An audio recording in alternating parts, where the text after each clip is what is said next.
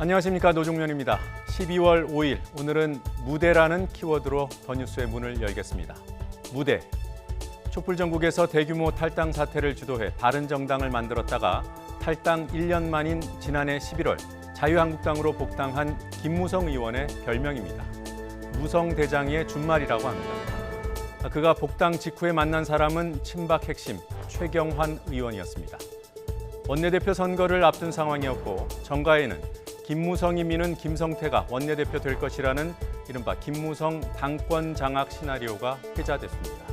시나리오가 실제 있는지는 알 수 없지만 원내대표에는 김성태 의원이 당선됐습니다. 1년이 흘렀고 다시 원내대표 선거전이 벌어지고 있습니다. 이번에도 김무성 의원의 움직임이 포착됩니다. 친박 중진들을 만나서 박근혜 석방 결의안 카드를 제시했다고 합니다. 1년 전에 만났던 최경환 의원도 찾아갔습니다. 구치소에 수감돼 있는 사람을 말입니다. 무대 뒤에서 친박과 거래를 시도한다는 오해를 받기 십상입니다. 친박 좌장으로 불리던 서청원 의원은 후안무치라는 말로 이런 행보를 비판했습니다. 무대 뒤를 선택한 건 욕이라도 안 먹으려는 뜻이었겠지만 드러난 이상 쉽지 않을 것 같습니다. 오늘의 주요 뉴스부터 정리합니다. 박상현 앵커입니다.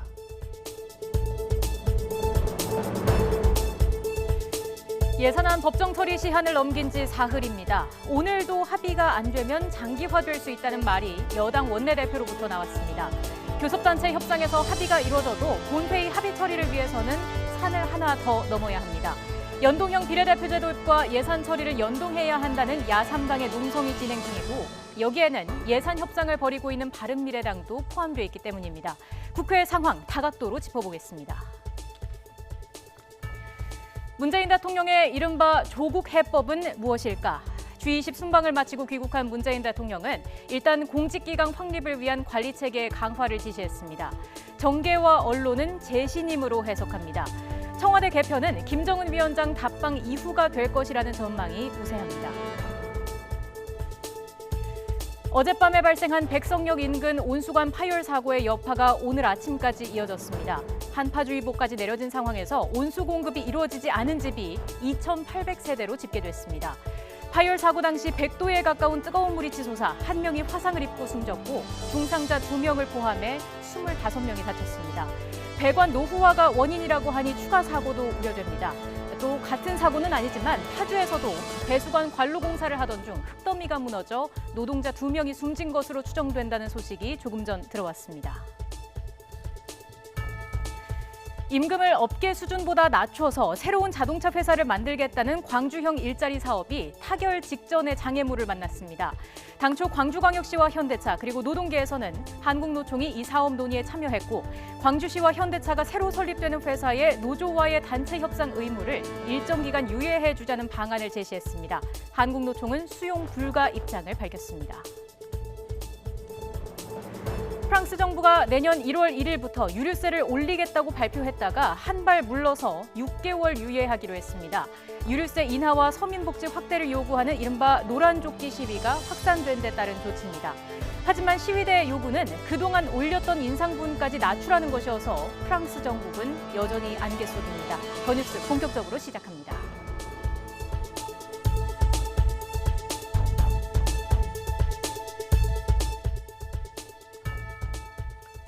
국회 예산안 막바지 협상을 벌이고 있는 여야 3당의 공방이 갈수록 격해지는 모양새입니다. 여야 3당 원내대표가 오늘 오전 회동에서는 4조 원 세수 결손 대책을 두고 고성이 오갔습니다. 정기국회 마지막 본회의가 코앞으로 다가온 만큼 여야가 어느 때보다 긴밀하게 움직일 것으로 보입니다. 국회 연결합니다. 김영수 기자. 네, 국회입니다. 네, 법정 처리 시한 넘긴 지 벌써 사흘입니다만 여전히 평행선입니까? 네, 그렇습니다. 갈 길은 급한데 합의는 아직 이뤄지지 않고 있습니다. 여야 3당 원내대표들은 오전에만 2차례 만났는데 모두 김성태 원내대표가 먼저 회의장을 빠져나왔습니다. 특히 첫 회의에서는 여야의 갈등이 극에 달한 모습이었습니다. 자유한국당 김성태 원내대표와 예결위 간사인 장제원 의원이 4조 원 세수 결손 대책을 내놓지 않은 기획재정부 관계자에게 왜 뒤통수를 치냐며 완전히 속았다고 고성을 지르며 격분한 겁니다. 그렇게 첫 회의는 겨우 1시간 만에 끝났습니다. 김성태 원내대표는 정부가 4조 원 세수 결손에 대해 쉬쉬하고 넘어갈 생각만 하고 있다고 강하게 비판했습니다. 수중 예산을 통해 가지고 그걸 보완해 가지고 다시 내년도 예산 편성을 위한 국회 차원에서 심의가 이루어져야 되는데 그 대책은 전혀 없이. 회동 전에 기자들을 만난 홍영표 원내대표는 오늘 중에는 협의를 마무리해보겠지만 오늘 안 되면 장기화할 수도 있다고 말하기도 했습니다. 이게 이제 일자리 예산, 뭐 남북 경협 예산 그런 거죠.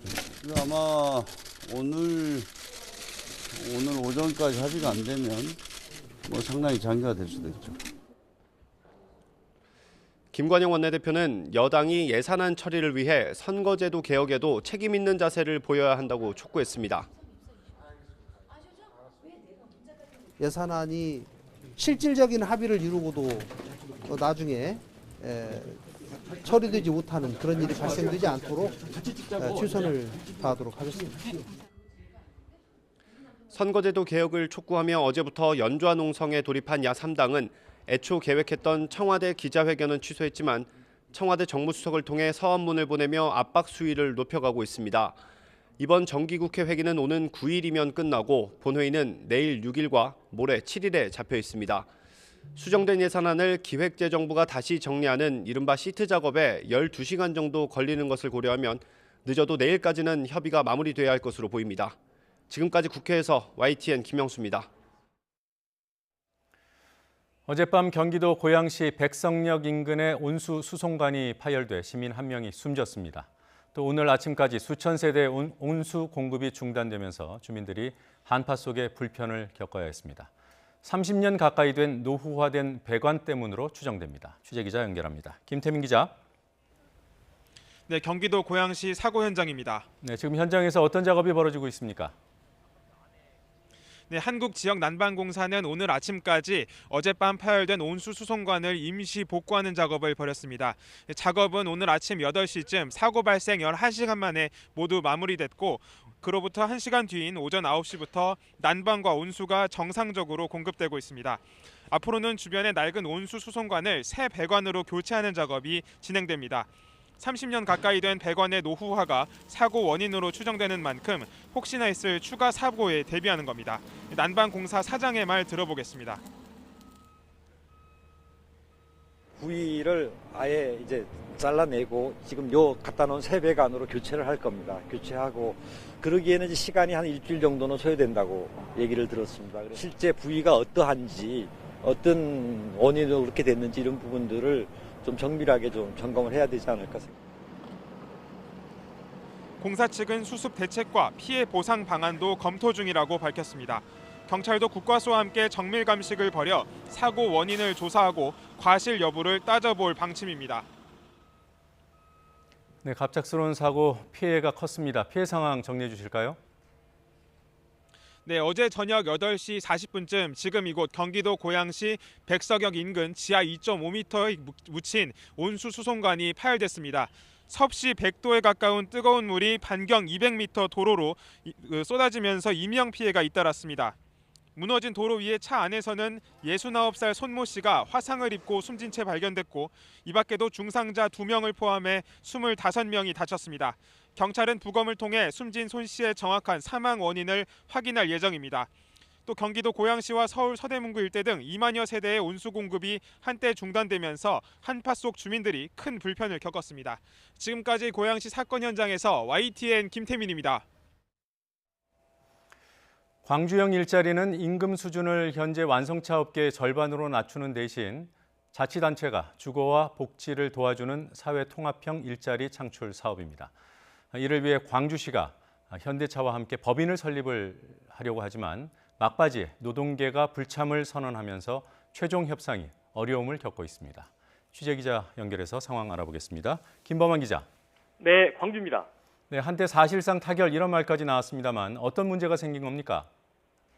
네, 막바지 협상에 난항을 겪고 있습니다. 우리나라에서 처음 하는 시도라서 그런지 옥동자를 낳기 위한 산고가 만만치 않습니다. 막판에 진통을 겪고 있는데요. 광주형 일자리는 광주의 노사민정 합의를 토대로 현대차와 다시 협상해야 합니다. 노사민정에서도 광주 지역 노동계는 애초부터 민주노총은 참가하지 않아서 한국노총을 말합니다. 그런데 광주 지역 노동계가 광주시의 최종 협상안에 반발해 불참을 선언했습니다. 이에 따라 오전에 예정된 노사민정회의가 오후 3시로 연기됐는데 열릴 수 있을지도 알 수 없는 상황입니다. 광주시가 현대차와 협상을 타결하기 위해 어느 정도 기간까지, 그러니까 차량을 35만 대 만들 때까지는 임단협을 미루자는 안을 냈는데 노동계는 이를 수용할 수 없다는 겁니다. 회사가 만들어지면 함께 노조도 설립되고 해마다 임금과 단체 협상을 해야 하는데 회사가 자리를 잡을 때까지 일을 하지 말자는 얘기입니다. 자, 그럼 그 부분 말고는 다 합의가 이루어진 겁니까? 네, 그렇습니다. 광주형 일자리의 4대 원칙은 적정한 임금과 노동시간, 노사의 책임 경영, 그리고 원하도급 관계 개선입니다. 첫 임금은 현재 완성차 업계 평균 9,200만 원의 절반도 안 되는 3,500만 원 선입니다. 대신 정부와 자치단체가 주거와 육아 등 생활 기반과 복지에 도움을 줘서 더분할 수 있는 소득을 보존하는 방식입니다. 이렇게 해서 직접 일자리 1,000개, 부품 회사 등 모두 12,000개의 일자리를 만든다는 계획입니다. 노동 시간은 한 주에 44시간 정도로 알려지고 있습니다. 또 노사 상생 협의체를 만들고 후려치기식의 도급 관계를 없애겠다는 겁니다. 현재 완성차 업계의 9천만 원대 높은 임금은 사실상 하도급 업체의 3천만 원대 낮은 임금 때문에 가능하다는 분석입니다. 문제는 새로 생기는 합작법인의 임금이 3,500만 원 선인데 하도급 업체의 임금은 얼마나 더 낮아져야 하느냐는 겁니다. 네. 자, 이 부분이 타결이 되더라도 또 하나의 산이 있죠. 현대와 기아차 노조는 광주형 일자리 협상이 타결될 경우에 파업을 하겠다 이런 선언을 했습니다. 반발이 어느 정도입니까? 네, 현대자동차 노조는 일찌감치 광주형 일자리를 나쁜 일자리로 규정하고 파업을 선언했습니다. 이용섭 광주시장 등이 직접 현대차 노조와 대화를 나눴지만 입장차만 확인했는데요. 노조에서는 광주형 일자리가 일자리를 빼앗아가는 것으로 보고 있습니다. 반면에 광주시에서는 새로운 일자리를 만들어 나눈다고 설명합니다. 현대차 노조는 광주의 노사민정회의 결과를 보고 확대 운영위원회를 열어서 대응 수위를 결정할 예정입니다. 오전에도 민주노총은 광주시청 앞에서 기자회견을 열고 피켓 시위를 벌이기도 했습니다. 광주시와 현대차 협상이 타결되더라도 노조의 반발에 따른 파업 부담을 안아야 하는 상황입니다. 네. 그러니까 사회적 합의는 참 쉽지 않은 것 같아요. 앞으로 일정은 어떻게 됩니까? 네, 예정된 일정은 오늘 회의 결과가 잘 나오면 광주시가 현대차와 최종 협상을 벌입니다. 하지만 현재는 회의 개최도 불투명한 상황인데요. 그동안 현대차와는 여러 번 접촉해서 큰 틀의 합의는 된 것으로 알려지고 있습니다. 협상이 타결되면 내일 오후 2시 반에 광주시청에서 조인식을 하게 됩니다. 광주형 일자리 사업은 문재인 정부 100대 정책 과제인데요. 조인식에는 무엇보다 일자리 창출을 내세우고 있는 정부의 주요 인사 등이 참석할 예정입니다. 지금까지 광주에서 YTN 김범환입니다.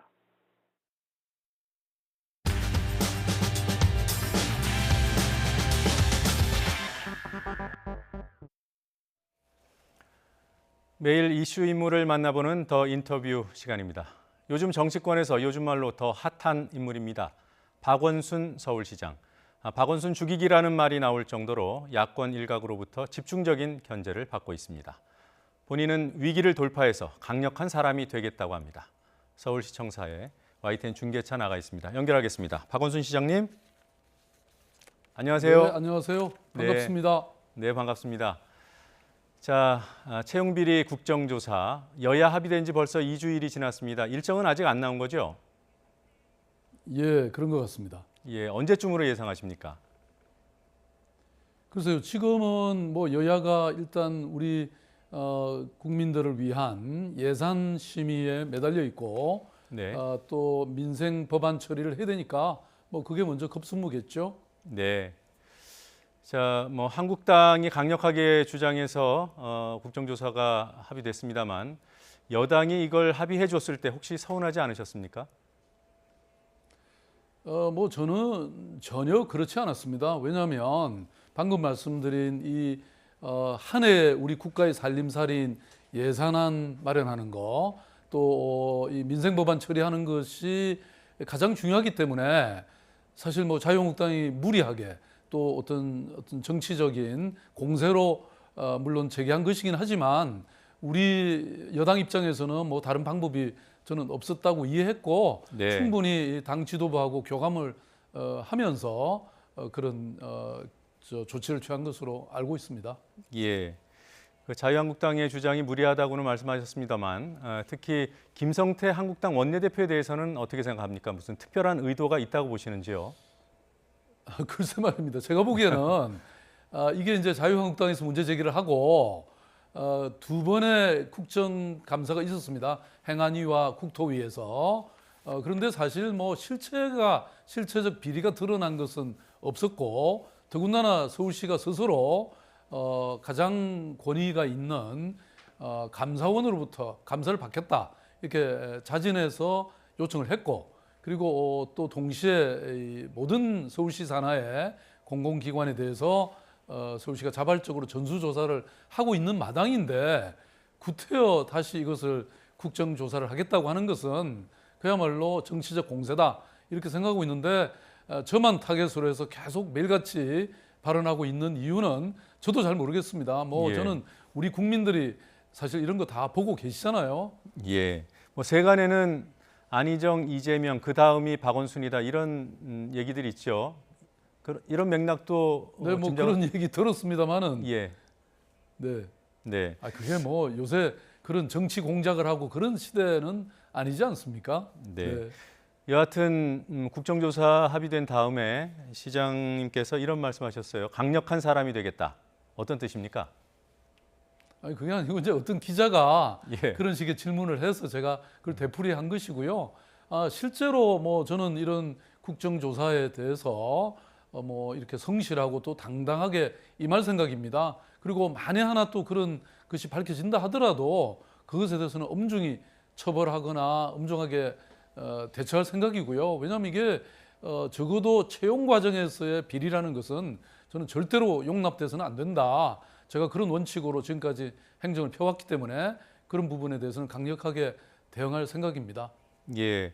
그러니까 사후에 조치를 그렇게 취하신다 하더라도 이미 벌어진 일을 가지고 공세를 취하기 때문에 어느 정도 규모로 실제 채용 비리가 있는지도 상당한 관심사일 텐데요. 아까 그 감사원이 조사하고 있다고 하셨죠. 네네. 언제쯤 조사 결과가 나옵니까? 근데 이제 지난번 자유한국당이 네. 사실 뭐 거기에 대해서 굉장히 이렇게 주장을 했는데 이제 국감을 거쳤다 그랬지 않습니까? 예. 그러니까 자유한국당 의원님들이 그거에 대해서 굉장히 문제 제기를 하고 했죠. 근데 그 두 번의 국감 과정을 통해서 사실은 실체적 어떤 비리나 이 불법이 드러난 것은 그 당시 하나도 없었습니다. 그래서 저희들이 이제 이 감사원의 감사를 요청했기 때문에 뭐 감사원은 우리 모두가 아시듯이 정말 가장 전문적이고 최고의 권위를 가진 감사 기구이지 않습니까?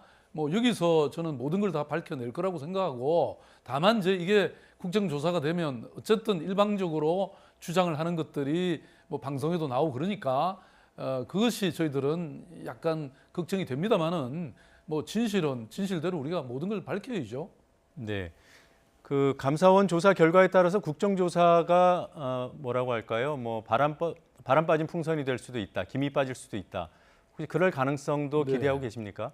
저는 그럴 수도 있다고 생각합니다. 왜냐하면 아까도 말씀드린 것처럼 사실은 감사에 관해서 더 전문적인 식견과 역량을 가진 것은 역시 감사원이거든요. 감사원이 모든 걸 조사해서 뭐 그런 특별한 문제가 드러나지 않았다면 뭐 국회가 아무래도 힘이 빠지겠죠. 네.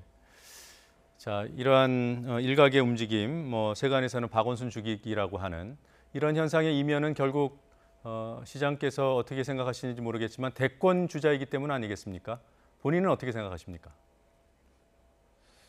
예, 뭐 그 제가 하고 있는 모든 정책이나 어떤 행동에 대해서 그렇게 뭐 대권으로 다 연결하는 것이 참으로 좀 부담스럽고 뭐 힘든 측면이 있습니다.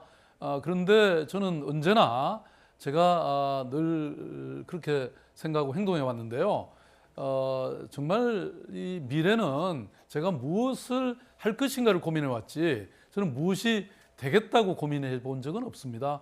그야말로 이제 제가 서울시장을 지금 3기, 3선을 지금 하고 있지 않습니까? 예. 어떻게 하든 우리 서울을 세계 최고의 도시로 만들겠다는 그 일념밖에 저는 없습니다. 그리고 이제 분명히 또 저도 중요한 여권의 정치인이기 때문에 뭐 제가 하고 있는 여러 일들에 대해서 그런 오해나 또 과도한 해석을 하는 것은 있지만 뭐 그런 거 상관없이 저는 제일 열심히 잘 하겠습니다. 예.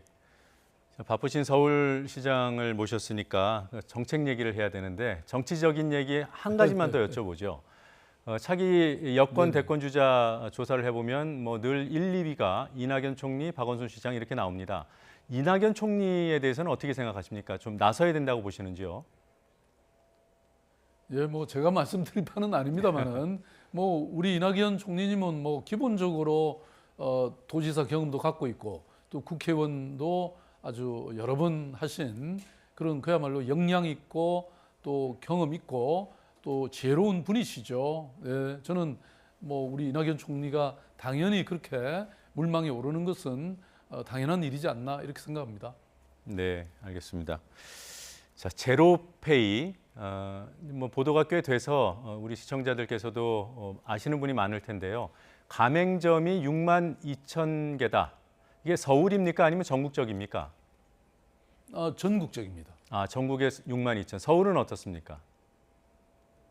뭐 대부분 다 서울입니다만은 네. 어제 그저께죠. 지금 우리 대한민국의 뭐 큰 그 이 프랜차이즈 가맹 본사들이 다 들어왔기 때문에요. 이제 전국에 있는 프랜차이즈 이 점포들이 다 들어온 셈이나 마찬가지고요. 네. 지금 아직 저희들이 본격적인 홍보를 하고 있지 않은데도 불구하고 이렇게 많은 분들이 함께 해주고 계시기 때문에 제로페이가 좀 전국적으로 이거 대세가 되는 것은 저는 시간 문제다 이렇게 보고 있습니다. 아, 뭐 출발은 좋다 이렇게 보시는 거군요. 이제 시작이니까요. 네. 네. 지금 그럼 가맹점에서 그 제로페이 그 적용이 되고 있습니까? 아닙니다. 지금 12월 중순 정도에 이제 공동 QR이 나올 거고요. 네. 그러면 이제 연말이나 내년 초부터 시작이 됩니다. 예. 이 제로페이가 그 시장님께서 공약으로 내거신 사업인 것으로 알고 있습니다. 어떤 점이 좋습니까? 네, 기본적으로 이제 이 간편 결제라고 우리가 보통 부르는데요. 구매자가 QR 코드를 찍으면 그 본인의 계좌에서 곧바로 그러니까 소비자의 계좌에서 그 판매자의 계좌로 바로 무슨 수수료 없이 바로 이전합니다. 그렇게 되기 때문에 수수료가 없어지는 거죠. 그러니까 지금 그 카드를 쓰게 되면 신용카드를 쓰게 되면 보통 이게 그 영업이익의 한 절반 많을 때는 30% 정도는 되기 때문에 이런 수수료가 없어지니까 우리 중소상공인들이나 자영업자들의 이 영업 환경이 엄청나게 좋아지죠. 그래서 이거는 꼭 반드시 실현돼야 된다고 저는 생각하고요. 서울시가 주도하고 있지만 또 다른 지방정부, 예컨대 경남이나 인천이나 경기 이런 모든 도시에서도 다 이걸 함께 추진하고 있고 특히 중앙정부도 함께 하고 있습니다. 예. 부산, 경남 그리고 또 정부에서 동참하고 있는 사업이라 어느 정도까지 확대될 수 있을지 사실 관심은 가긴 해요. 그런데 가맹점 수수료 낮춘다 이것까지 이해가 되는데 소비자 입장에서는 어떤 점이 좋습니까? 지금 사실은 이제 그동안 신용카드를 쓰고 있다가 예. 이 간편 결제 시스템으로 이게 이 습관을 바꾸는 게 쉽지가 않습니다. 그런데 지금 우리나라에 서울만 하더라도 한 100만 명의 이 자영업자가 있고요. 전국적으로는 한 뭐 300만이 넘는데 아무튼 이런 분들에게 사실 뭐 어마어마한 이익이 되는데 우리가 함께 동참해야 될 것 같고 그리고 소비자 입장에서는 지금 소득 공제율이 한 일반 신용카드를 쓰면 15%밖에 안 되는데 40%까지 보장이 됩니다. 그 외에도 이런 어떤 공공시설을 이용할 때 할인이라든지 이런 다양한 저희들이 인센티브를 패키지로 준비하고 있고요. 그 외에도 이것이 좀 습관이 되도록 하는 캠페인을 저희들이 본격적으로 벌일 생각입니다. 예. 자, 정책 얘기 한 가지 더 여쭤보죠. 찻동. 네네. 어떤 정책입니까? 이른바 찾아가는 동주민센터라는 것인데요. 예. 지금까지는 사실은 행정이 주민들이 동사무소를 찾아와서 서비스를 받았다면 지금은 저희들이 이제 찾아가는 사회복지사라든지 찾아가는 간호사라든지 이런 분들을 한 2,500명 정도를 별도로 채용해가지고 이분들이 집집마다 찾아다니면서 그래서 이 사회복지의 소외지대, 사각지대도 발굴하고 또 미리미리 어떤 예방적인 행정을 펴서 말하자면 전문가들이 이 찾아가는 동주민센터는 그 행정의 패러다임을 완전히 전환시킨 것이다. 이렇게 사실 칭찬받고 있는 것인데요. 이렇게 되니까 시민들의 삶의 질이 그만큼 확고히 높아지는 것이죠. 예. 자, 오늘 말씀 잘 들었습니다. 여기서 인터뷰 마무리하겠습니다. 고맙습니다. 예, 고맙습니다.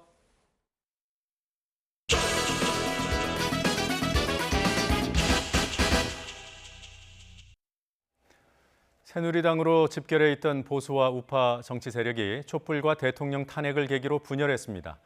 대선과 총선을 통해 청와대에서도 여의도 제1당의 자리도 빼앗겼지만 최근 지지율이 오르는 상황에서 다시 통합해야 한다는 얘기가 여기저기서 들립니다.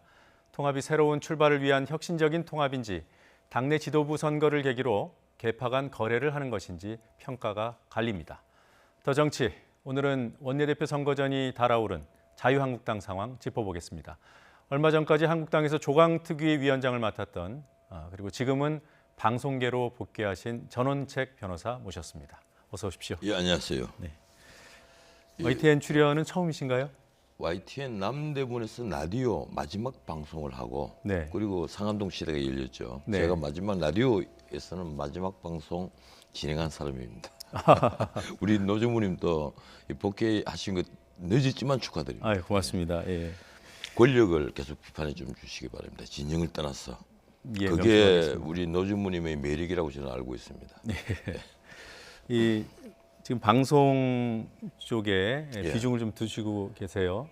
방송과 현실 정치 어느 쪽이 쉽습니까? 뭐 둘 다 어렵죠. 하면 그 처음에는 쉬워 보이는 것 같아도 둘 다 내공 없이 하면 네. 이 무시가다는 욕듣기 딱 알맞는 곳이니까 늘 백척간도에 서 있는 그런 일이잖아요. 네. 방송도 그렇고 현실 정치는 말할 것도 없고요. 정치는 욕되는 이유가 네. 내공이 없기 때문입니다. 근본적으로 우리 정치에 제일 없는 것이 내공, 이 유머.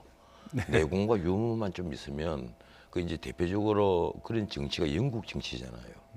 내공이 없으면 현실 정치에 잘 뛰어들지를 못하고 네. 또 유머가 없는 정치에는 곧장 퇴출이 되죠.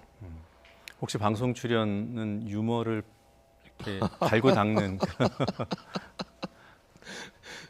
제가 아마 방송하면서 글쎄요, 제가 이게 조금 약간 과장된 표현을 쓰면 곧장 또 난리가 나요. 이건 바로 이 난리라는 단어 때문에 제가 또 호되게 욕을 많이 얻어먹었습니다. 예. 우리 문 대통령이 이 프랑스 마크롱 만나서 이 좀 유엔 그 제재 완화하는데 좀 동참을 해달라, 좀 네. 도와달라 이 말씀을 하니까 마크롱이 고개를 저었단 말이에요.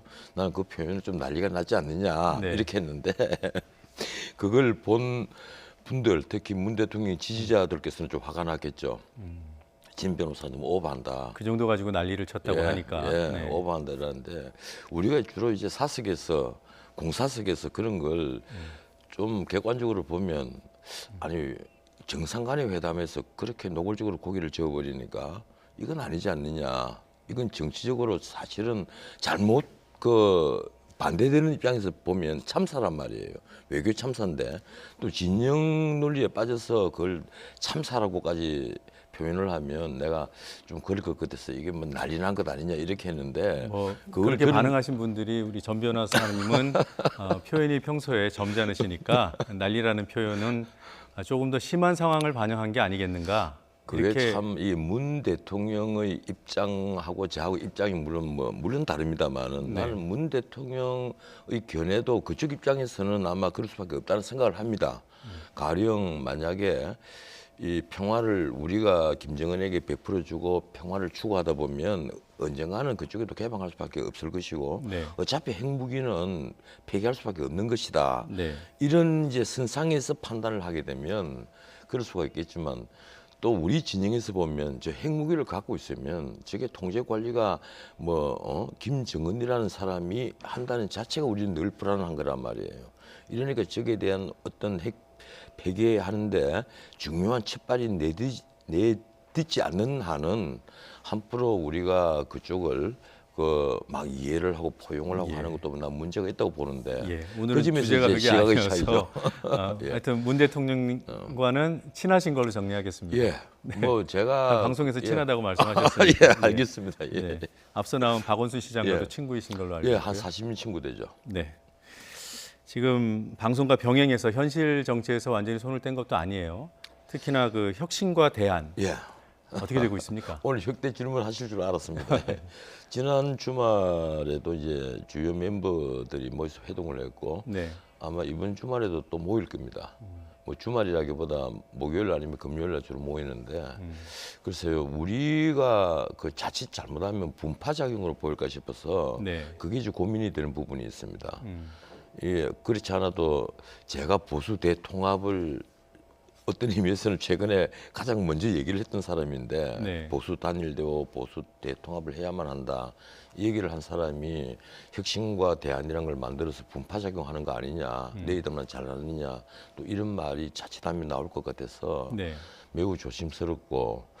그러면 이번 예. 주 정도는 좀 연기해도 되는 거 아닙니까? 원내대표 선거 앞두고 있는데. 뭐 원내대표 선거에 저희들이 뭐 개별적인 의견은 다 있고 거기에 네. 대해서 한두 번 얘기도 있었습니다만 이 특정인을 뭐 지지한다라든가 이런 건 전혀 아니고요.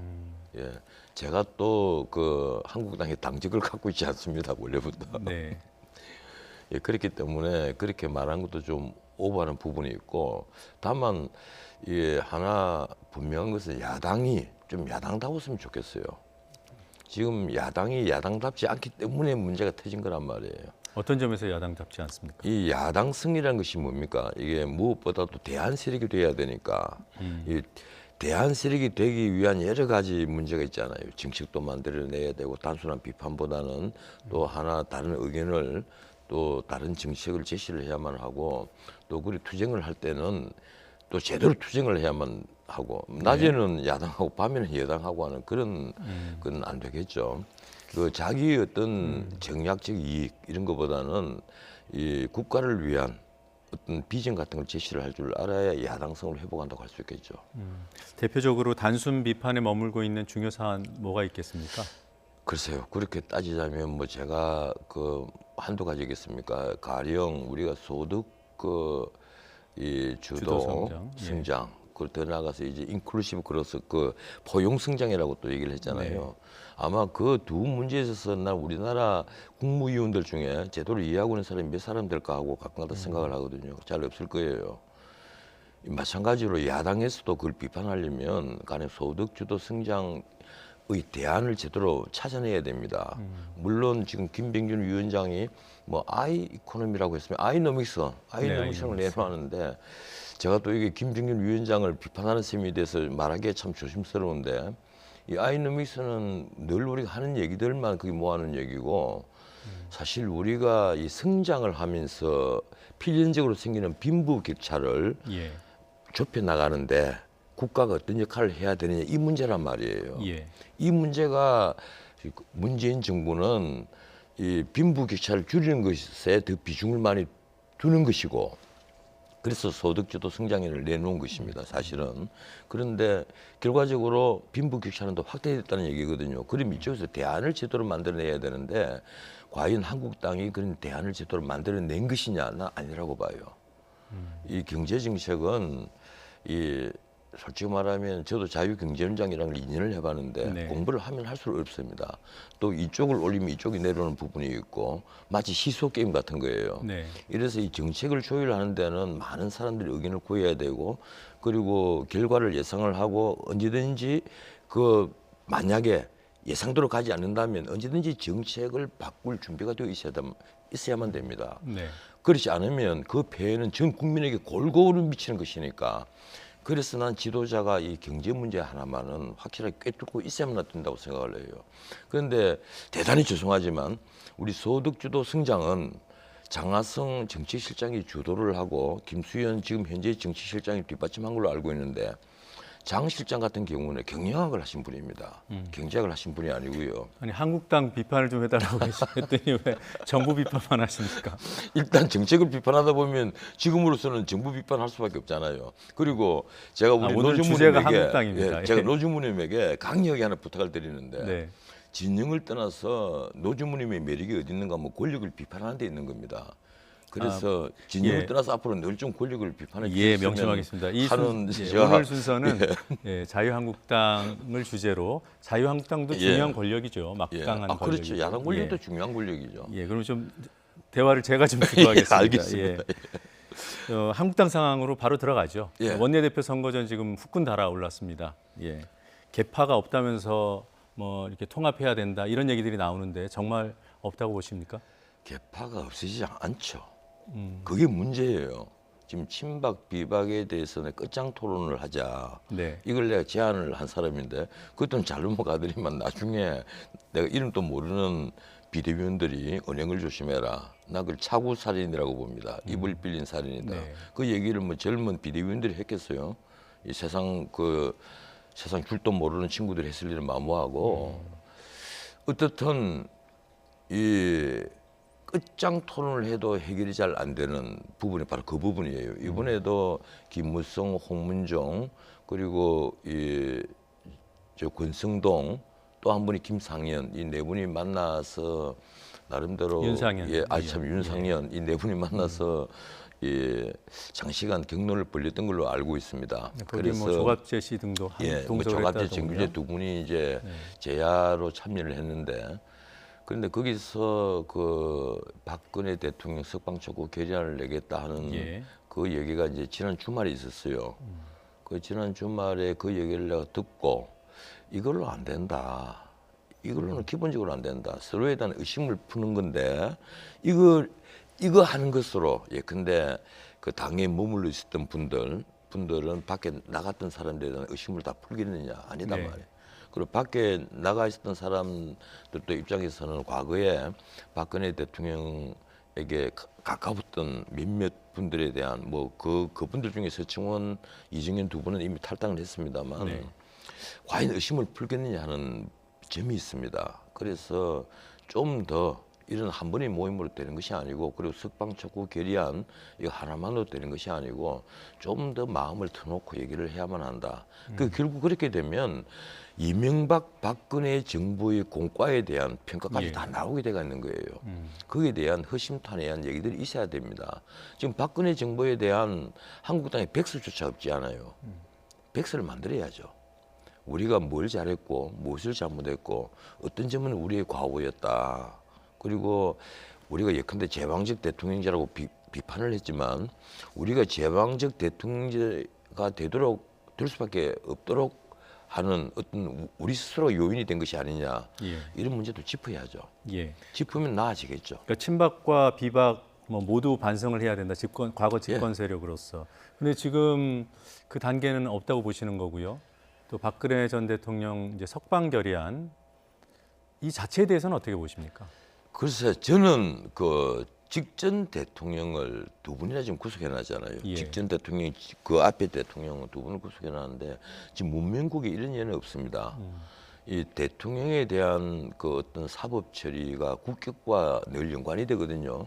제럴드 포드 대통령 같은 경우는 선출되지 않은 미국의 유일한 대통령이었습니다.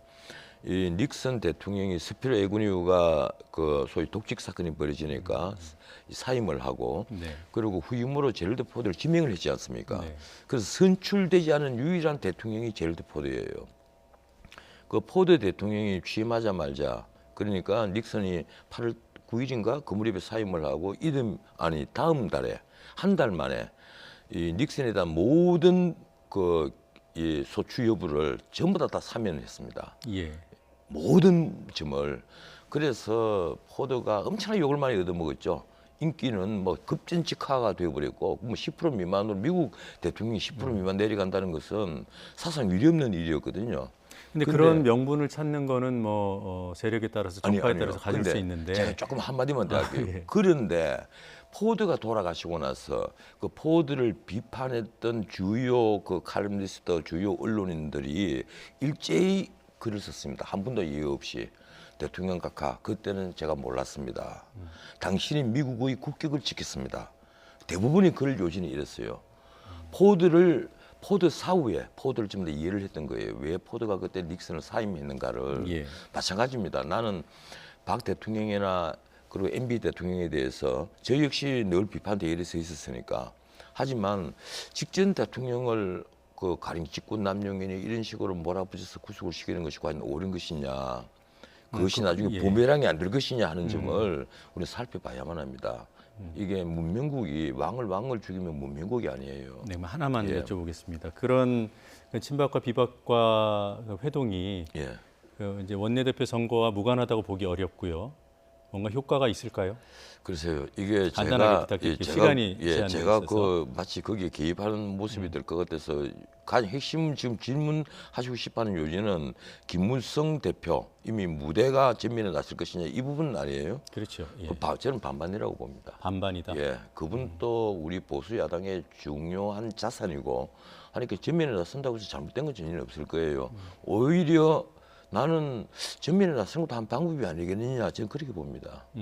가령 무대 뭐 그리고 이쪽 진영에서는 아마 주호영 의원 이 정도가 아마 당권 도전에 가장 가능성이 높은 네. 분일 건데 밖에 있다가 입당한 오세훈 시장 같은 경우는 나는 반대예요. 네. 내가 그분을 싫어해서 반대하는 것이 아니라 지금까지 밖에 있다가 느닷없이 입당을 해서 곧장 당권까지 도전한다. 이건 정상적인 그 보수 야당에서는 있어서는 안 될 행위라고 저는 생각합니다. 예, 알겠습니다. 오늘 여기까지 듣겠습니다. 예. 고맙습니다. 예, 고맙습니다.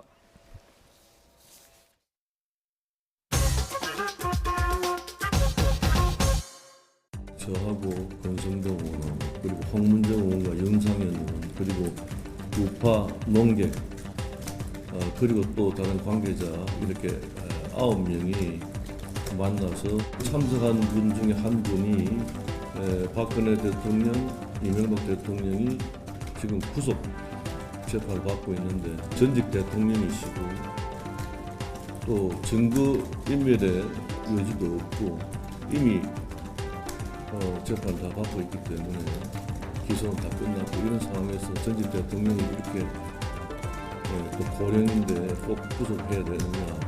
한동안 국민들 사이에서 MB가 더 나빠, 박근혜가 더 나빠 논쟁이 있었습니다.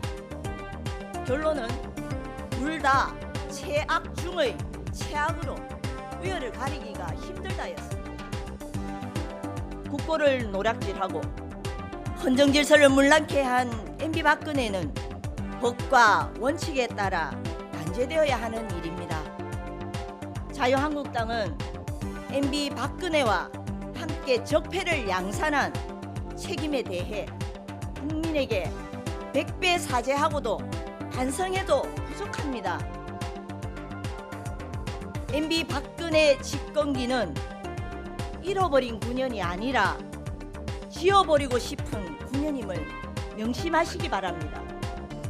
이거 석방을 요구할 의사가 없느냐 이런 제안을 했습니다. 그래서 그 얼마든지 할 수 있다. 내가 앞장서겠다. 이 정도 이야기했는데 이제 양 진영에 또 설득을 해야 되고 가지고 갈 길이 있는 겁니다. 지금 시작입니다. 무한무치한 말이지 않겠습니까? 얼굴이 두껍고 부끄러워할 줄 모른다는 그런 뜻입니다. 자유한국당의 맞춤한 사자성의 같습니다. 자유한국당은 MB 박근혜 범죄 행위의 공범입니다. 공범이 주범들의 사면을 논하고 있으니 설명피가 따로 없습니다.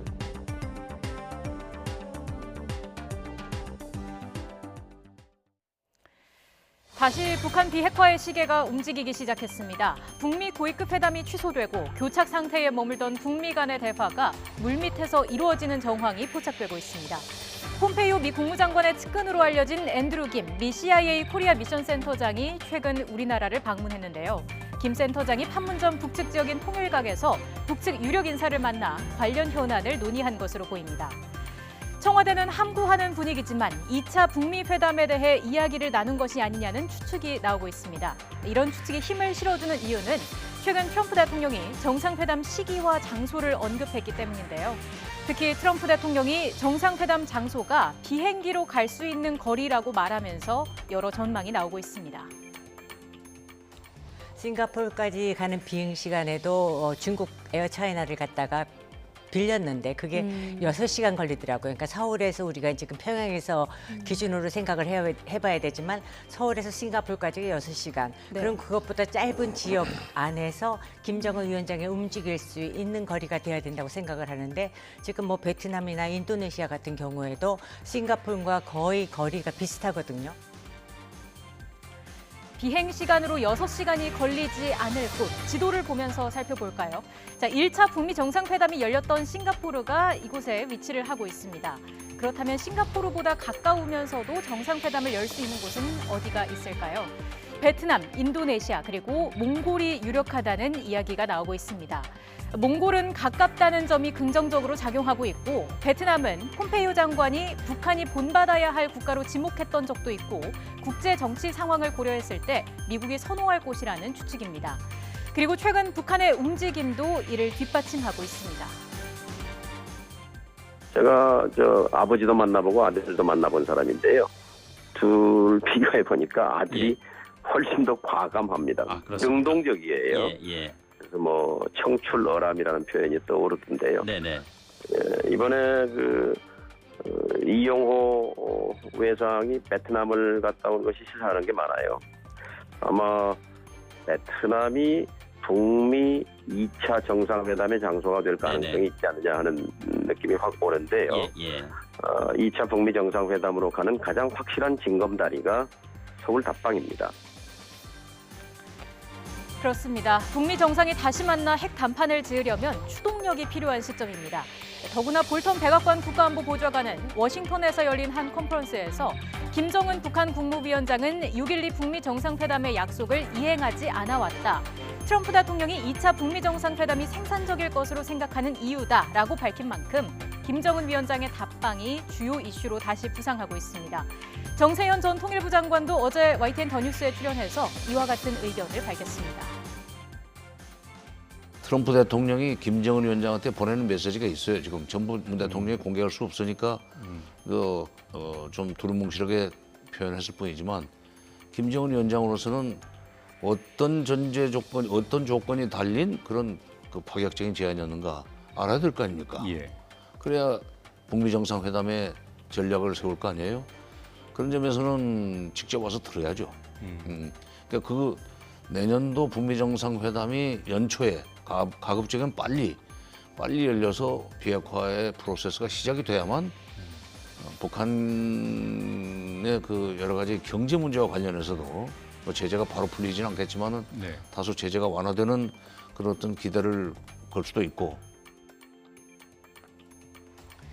만약 정세현 전 장관의 추측대로 김정은 위원장이 답방을 서둘러 하게 된다면 다시 북한 비핵화의 열차는 시동을 걸 수 있을 텐데요. 지난 평양에서 남북 정상이 합의한 조항의 이행에도 속도가 붙을 것으로 보입니다. 또한 지금 보시는 화면에서 김여정 부위원장이 우리 측 KTX를 탔던 것처럼 김정은 위원장이 열차에 오르는 것을 볼 수도 있을 것으로 전망되는데요. 남북 정상회담을 수행했던 익명의 인사는 김정은 위원장이 KTX를 타고 싶어 한다는 얘기를 북측 관계자로부터 전해 들었다고 알려지고 있습니다. 아마도 10대 시절 스위스에서 고속철을 이용해 파리 등지를 여행했던 것이 영향을 끼쳤을 것으로 추측되는 부분인데요. 대북 전문가들은 답방 시기를 김정일 위원장의 사망 7주기인 오는 17일 이후로 보고 있지만 언제인지는 특정할 수 없는 상황입니다. 이제 김 위원장의 결단만 남아 있습니다. 과연 우리는 올겨울 KTX를 타는 김정은 위원장을 볼 수 있을까요? 국세청이 올해 고액 상습 체납자 7,100여 명의 이름과 직업 등을 공개했습니다. 명단에는 전두환 전 대통령과 법조 비리로 복역 중인 최유정 변호사도 포함됐습니다. 취재기자 연결합니다. 김평정 기자. 네, 경제부입니다. 네, 7,100여 명에 달하는 고액 체납자들, 이들의 인적 사항이 공개됐다고요? 네, 정확하게는 7,157명의 명단이 공개됐습니다. 국세 2억 원 이상을 1년 이상 체납했기 때문에 명단에 올랐고 이름과 법인명, 나이, 직업, 주소 등이 국세청 홈페이지에 공개됐습니다. 이들이 체납한 국세는 모두 5조 2,440억 원입니다. 국세청은 이들이 차명이나 금고 등으로 숨긴 금품을 추적해 1조 7천억 원을 징수하거나 채권을 확보했습니다. 올해 고액 체납자는 지난해보다 14,000여 명이 줄고 체납액도 6조 2천억 원 가량이 감소했는데 이는 지난해 고액 체납 기준이 기존의 3억 원 이상에서 2억 원 이상으로 하향 조정되면서 일시적으로 체납자와 체납 금액이 증가했기 때문으로 분석됩니다. 네, 전두환 전 대통령과 최유정 변호사도 고액 체납자 명단에 포함됐죠. 네, 전두환 전 대통령이 양도소득세 등 30억 9,900만 원을 체납해 명단에 올랐습니다. 전두환 전 대통령은 앞서 지방세도 8억 8천만 원 체납해 3년 연속 행정안전부가 발표한 명단에도 올랐습니다. 정은호 게이트에서 100억 원대 부당 수임료를 받은 혐의로 징역 5년 6개월이 확정돼 복역 중인 최유정 변호사도 종합소득세 등 68억 7,300만 원을 체납해 명단에 올랐습니다. 이 밖에 개인 기준 체납액이 가장 많은 경우는 42살 정평용 씨로 부가가치세 250억 원을 내지 않았습니다.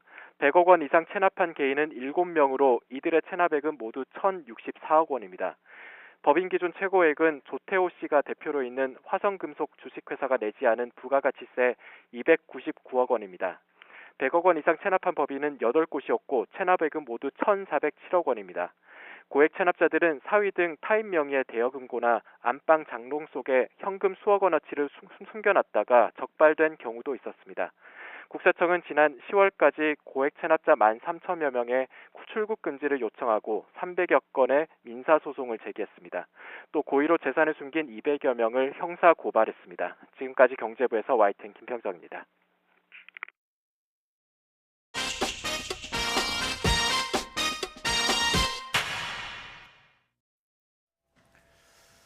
네, 더 정치 코너는 매주 매일 있습니다만 수요일에는 특별한 코너가 하나 더 이어집니다. 더 정치의 하나 더 훈수 정치입니다.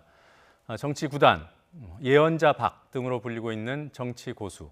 저희 뉴스에서는 이분을 훈장님으로 모셨습니다. 여야와 정파의 입장과 셈법을 초월하고 여의도부터 청와대, 심지어 북한 주석궁까지도 두루두루 통하는 훈수를 기대합니다. 민주평화당 박지원 의원입니다. 어서 오십시오. 반갑습니다. 네, 반갑습니다. 우리 10년 만에 노정면 앵커가 복귀했으니까 시청률이 많이 올라서 꼭 도덕적 보상을 받도록 저도 열심히 하겠습니다. 그럼 특종 하나 가져오셨을 텐데요. 제 말이 자체가 굉장히 괜찮습니다. 예. 남북 문제부터 여쭤보겠습니다. 예. G20 기간 동안에 미국 쪽에서 이번 북미 관계 해소라든가 이런 차원에서 움직임이 좀 있었습니까? 특별한 움직임이? 저는 그렇게 알고 있습니다.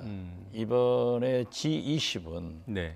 완전히 중미 간의 무역 전쟁을 없애는 그러한 회담이었기 때문에 처음에는 아베나 문재인 대통령의 회담이 늦게 잡혔습니다. 예. 그래서 20-30분씩 한 거예요.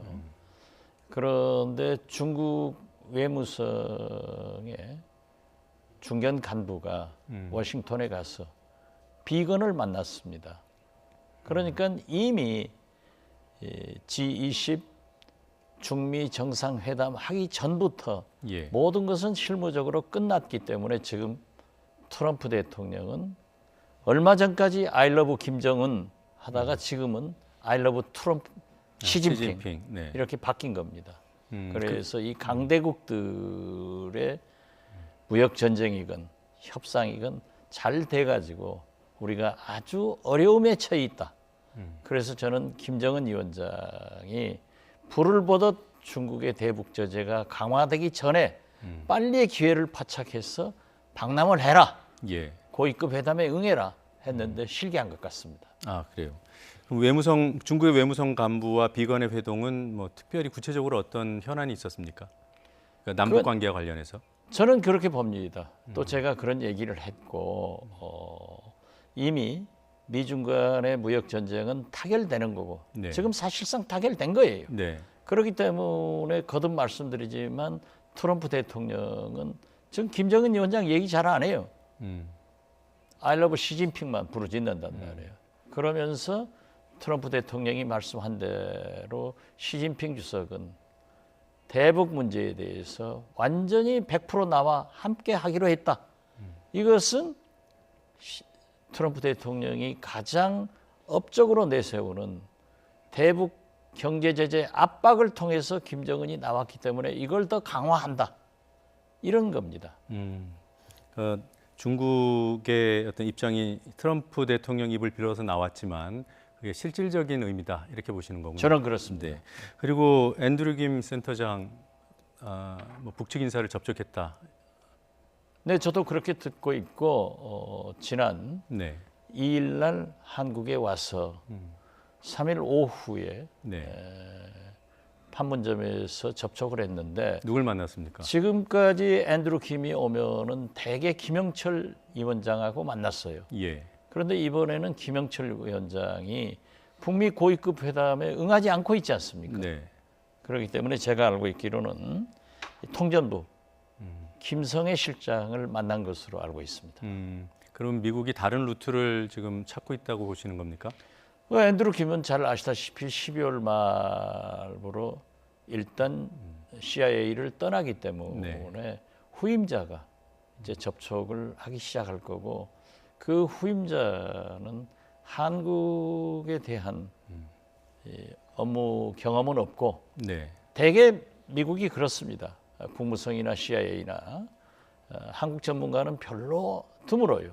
그러니까 앤드루 김이 이번에 CIA를 코리아 미션 센터장을 떠난 것은 미국도 한국도 북한도 굉장히 손해예요. 우리 입장으로서는 좀 더 오래 해줬어야 되는데 그래서 후임자는 아마 중국, 일본의 전문가가 맞기 때문에 앞으로 상당한 비건처럼 북한과 신뢰관계를 가지고 얘기할 수 있으려면 좀 시간이 필요할 것이다. 그래서 저는 어둡게 보고 있습니다.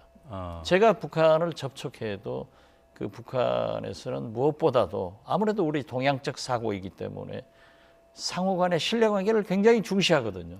앤드루하고는 지금까지 쌓여 있었지만은 미운정 고운정 들어 있었지만은 지금 후임자가 오면은 그 자체가 어려움이 있지 않냐. 저는 그렇게 봅니다. 연내 뭔가 좀 큰 이벤트가 있어야 된다는 필요성이 커지네요.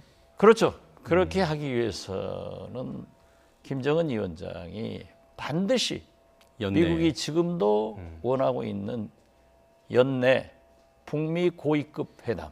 답방 전에. 그래서 김영철 위원장과 폼페이오 장관이 만나게 돼야 됩니다. 트럼프 대통령이 만나든 안 만나든 간에 먼저 고위급 회담부터 해야 된다. 그게 선순환입니다.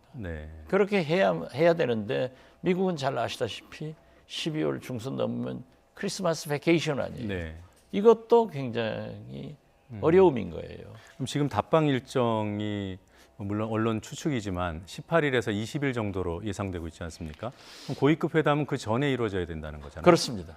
제가 볼 때는 고위급 회담, 김정은 위원장의 답방, 그리고 여기에서 큰 역할을 해줄 문재인 대통령의 역할로 2차 북미 정상회담이 이루어져야 되는데 트럼프 대통령이 지금까지 1월 초에 2차 북미 정상회담 하겠다가 이번 아르헨티나 G20 회담 후에는 2월로 연기를 하고 있지 않습니까? 그래서 모든 것이 수년되고 있는데 그러나 트럼프 대통령은 내년부터 본격적으로 실시되는 미국 대선 가도에 결국 민주당, 클린턴, 오바마, 힐러리, 심지어 미셸 여사까지 거론되고 있지 않습니까? 이분들과 차별화하는 길은 결국 당신들이 하지 못한 북한과의 비핵화를 내가 할 수 있다 하기 때문에 종국적으로는 저는 가능하다고 보지만은 당분간은 그 일정에 그렇게 우선순위가 되지 않을 것이다. 오히려 중국과의 무역 전쟁 관계 개선을 통해서 지금 미국도 경제가 나빠지고 있으니까 그걸 살리는 방향으로 갈 것이다. 그렇게 봅니다. 뭐 압축을 해보면 올해 말까지가 매우 중요한 시기네요. 이 시기가 가장 유리한 시기고 북한 입장에서도 그런데 너무 성급하게 생각할 필요 없어요. 저는 우리가 지금 한국이나 미국이나 우리 네. 국민, 언론, 오피니언 리더, 정치인들이 당장의 비핵화 해내라. 이게 안 되는 거예요. 그래서 평화는 좀 기다려야 되고 예. 비핵화는 결국 단계적으로 이루어지긴 공시적으로 한다. 된다. 네. 저는 그렇게 봅니다. 예. 뭐 예언자 박으로까지 불리시니까 아니요. 날짜를 한번 예상해 주세요. 청와대에서는 18일부터 20일까지 근거 없다 이렇게 발표했거든요. 저는 연내 답방을 하기를 간절히 바라고 네. 꼭 그렇게 해야만이 북한이 삽니다. 김정은 위원장이 정상적인 세계 지도자로 우뚝 설 수 있는 기회인데 네. 제가 지난번에 금강산에 가서도 리건택 아태 부위원장한테 얘기를 했지만은 북한은 지금까지 보면은 북한을 생각해주는 온건파한테 힘을 실어주는 게 아니고 네. 꼭 강경파한테 힘을 실어줘요. 그래서 당신들이 문재인 대통령의 입지를 강화시켜주고 트럼프 대통령의 입지를 강화시켜줘야 된다 하는데 그런 외교를 하지 않을 거예요. 그래서 올 것 같습니까? 아닌 것 같습니까? 저는 어둡게 봅니다. 어둡게 보세요. 네, 그러나 왔으면 얼마나 좋겠어요. 왔으면 좋겠지만 쉽지는 않을 것이다. 잘 아시다시피 17일 날은 김정일 위원장의 7주기고요. 서거 7주기고 네. 또 그 후로 북한은 연말 총화 네. 그 정리가 있어야 돼요. 그렇기 때문에 과연 올 수 있으려는지 또 더 나아가서는 지금 김정은 위원장이 미국이 저렇게 중국을 통해서 압박하고 또 트럼프 대통령이 좋은 얘기는 했어요. 미국 측에서. 네. 만약 영변을 우리를 초청해서 폭파한다면은 경제 제재를 완화해 주겠다. 이런 것도 던지면서도 강해진단 말이에요. 네. 그래서 저는 좀 어렵지 않을까 그렇게 봅니다. 예. 자, 오늘 이 순서가 더 훈수 정치입니다. 그리고 제가 가끔씩 훈장님이라고 부를지도 모릅니다. 괜찮겠습니까? 뭐 훈장 뭐 제작진 훈장은 사이에서는 아닌데요. 탄건을 아예 준비할까 그런 얘기를 예, 했습니다. 예, 좋습니다. 예. 좀 훈수를 부탁드릴 부분들이 있어서요. 문재인 대통령 G20 순방 마치고 오자마자 지금 국내 현안 중에 하나인 조국 수석 그런 뭐 교체해라 이런 압박을 받고 있지 않습니까? 예. 문재인 대통령에게 훈수 한 수 더 주시죠. 제가 오시기 전에 민주당 일부에서 조국 수석의 사퇴를 요구했더라고요. 네, 조홍천 의원 같은 경우 그렇죠. 이건 시대 정신에 맞지 않는 거예요. 지금 촛불혁명의 산물로 태어난 문재인 정부는 역대 대통령이 하지 못한 사법개혁, 검경수사권 조정, 공수처 신설 등을 끝마쳐야 됩니다. 예. 그런데 물론 비서관 행정관의 일탈 행위는 100번 잘못했죠. 그러나 이것은 엄정하게 검찰에서 수사를 해서 처벌하면 되는 거예요. 네. 그러나 이 개혁을 지금 조국 수석이 아니면 못해요. 일반 법조인들이 와서 한다고 하면은 자기는 또 변호사 돌아가니까 안 하고 슬쩍 넘어가더라고요. 네. 그리고 지금 보십시오. 대개 집권 2년 차가 되면은 집권 2년까지는 전 정권의 네.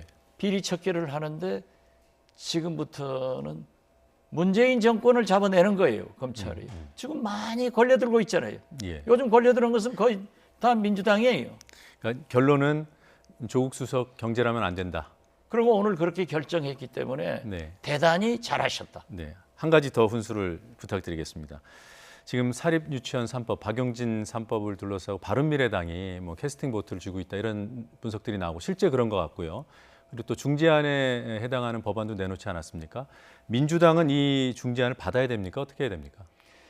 저는 박용진 3법을 통과시켜야 네. 원한대로. 우리나라 유치원이 잘 된다. 네.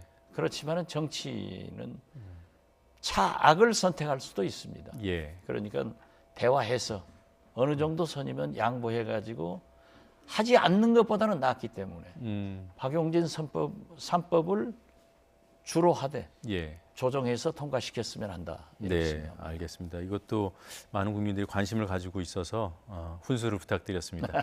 네, 오늘 첫 순서 첫 번째 시간이었는데 어떠셨는지 모르겠습니다. 하여튼 다음 주에도 또 모시겠습니다. 고맙습니다. 예, 감사합니다. 보도국에 들어온 뉴스 브리핑 시간입니다. 청와대 특별감찰반 비위 의혹 등 잇따른 공직기강 해이 사례가 잇따르자 해외 순방을 마치고 귀국한 문재인 대통령이 공직기강 확립을 위해 관리 체계를 강화하라고 지시했습니다. 또 특별감찰반 개선 방안도 조속히 마련하라고 조국 민정수석에게 밝혔는데요. 김의겸 청와대 대변인의 브리핑 내용 직접 듣겠습니다. 문재인 대통령은 어젯밤 귀국 직후에 임종석 비서실장과 조국 민정수석으로부터 보고를 받았습니다. 보고 내용은 이른바 특별감찰반 사건의 그동안 진행 경과와 앞으로의 특별감찰반 개선 방안이었습니다.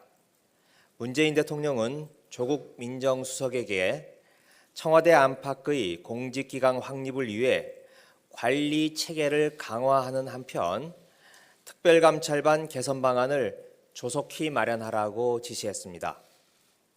문 대통령은 아울러 대검감찰본부의 조사 결과가 나오면 이번 사건의 성격에 대해 국민들이 올바르게 평가할 것이다 라고 말했습니다. 프랑스 정부가 전국적인 노란조끼 시위를 불러일으킨 유류세 인상 조치를 당분간 중단하기로 했습니다. 에두아르 필리프 프랑스 총리는 현지 시각 4일 오후 대국민 담화를 통해 유류세 인상을 6개월간 중단한다고 밝혔습니다. 필리프 총리는 애초 내년 1월로 계획한 유류세 인상을 반년 동안 유예하고 자동차 배기가스 규제 강화 조치도 6개월간 미루기로 했다고 말했습니다. 현지 언론은 노란조끼 운동으로 표출된 세금 인하 요구에 정부가 분명히 고개를 숙임으로써 사태를 진정시키려고 하고 있다고 평가했습니다. 프랑스에서는 한 달가량 전부터 전국에서 유류세 인하와 서민 복지 확대 등을 요구하는 노란조끼 집회가 전국에서 이어져 왔습니다. 일본군 성노예로 끌려가 고초를 겪은 피해자 김순옥 할머니가 오늘 오전 향년 96세로 별세했습니다. 김 할머니 별세로 정부에 등록된 위안부 피해자 생존자는 26명으로 줄게 됐습니다. 1922년 평양에서 태어난 김 할머니는 1940년 공장에 취직할 수 있다는 말에 속아서 중국 헤이롱장성에 있는 위안소로 끌려갔습니다. 경기 일산 동부경찰서는 편의점 아르바이트로 일하면서 뭉칫돈을 훔쳐서 달아난 30살 A씨를 붙잡아 검찰에 넘겼습니다. A씨는 지난 8월부터 석 달 동안 경기도 일산과 파주 일대 편의점 5곳에 위장 취업한 뒤 야간 근무를 틈타 현금과 상품권 등을 챙겨서 달아나는 방식으로 1,000만 원을 훔친 혐의를 받고 있습니다. A씨는 범죄 전과를 숨기기 위해 지인의 이력서를 제출해 신분을 속인 것으로 드러났습니다. 서울을 비롯한 내륙에 올겨울 첫 한파주의보가 내려진 가운데 영하권 추위가 시작됐습니다. 모레부터는 북극 한기까지 가세하면서 영하 10도 안팎의 강력한 한파가 예고됐습니다. 보도에 정혜윤 기자입니다. 첫 한파특보가 내려진 서울 도심. 시민들은 두꺼운 점퍼와 모자, 털목도리, 장갑으로 중무장했습니다. 전날보다 10도 이상 뚝 떨어진 기온에 매서운 칼바람이 가세하며 추위를 더했습니다. 예전에 비해서 좀 많이 일찍 추워진 것 같고 바람도 좀 많이 차가운 것 같아요. 얼굴이나 손이나 그런 부분이 많이 좀 차가워요.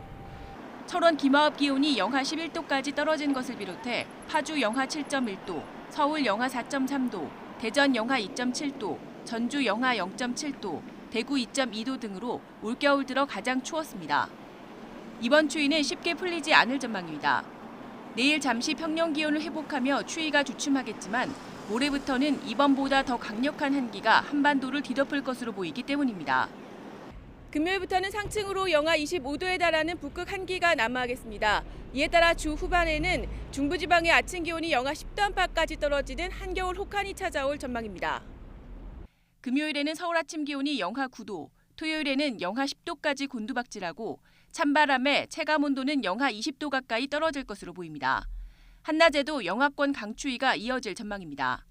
한파와 함께 서해안과 섬 지역에는 많은 눈이 쏟아질 것으로 보여 폭설 피해에 대한 대비가 필요합니다.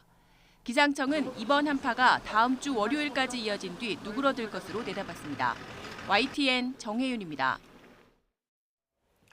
더 뉴스 1부는 여기까지입니다. 저는 잠시 뒤 돌발 영상과 함께 2부에서 뵙겠습니다.